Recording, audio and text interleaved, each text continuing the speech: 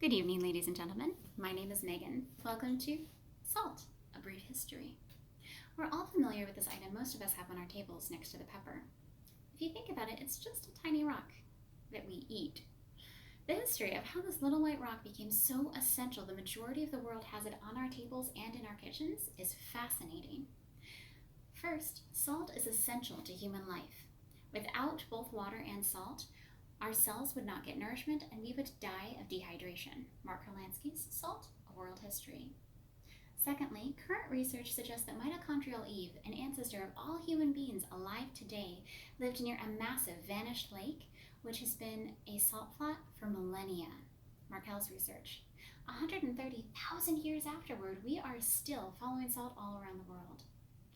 Thirdly, the modern salt industry cites over 14,000 uses for salt, including manufacturing pharmaceuticals, melting ice from winter roads, and preserving food. Kurlansky. When you get right down to it, what is salt? Technically, salt is the name for a chemical reaction, a substance produced by the reaction of an acid with a base. We eat several types of salt, but the one we enjoy and consider salt is sodium chloride, NaCl. Sodium is an unstable metal that can suddenly burst into flame. Chlorine is a poisonous, deadly gas. When they react together, we get the stable, deliciously salty sodium chloride. Kurlansky. Chloride is essential for our digestion and respiration. Sodium, which the body cannot manufacture, is responsible for transporting nutrients and oxygen, transmitting nerve impulses, and moving muscles, like the heart.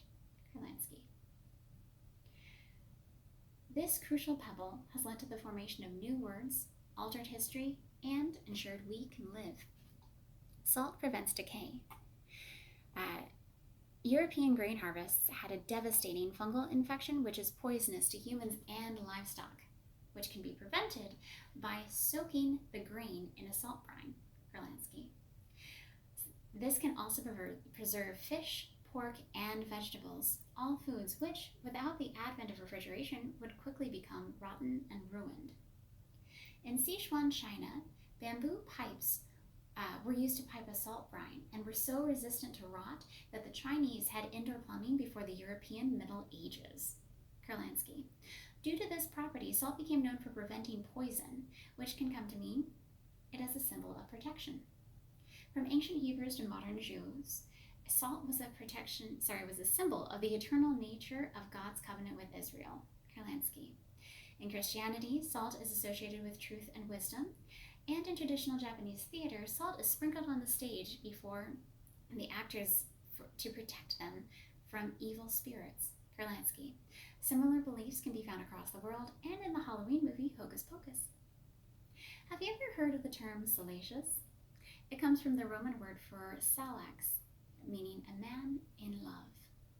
From the Romans, we also get celery, sauce, and salads. From the Latin word sal. If an English town has a name ending in wick, it means that that town was known for its salt brine production.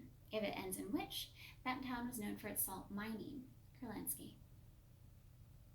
As we've discussed, salt was prized for thousands of years, and it was incredibly difficult to get. How did it get to the point where it was so easy to use that we have over 14,000 uses for it?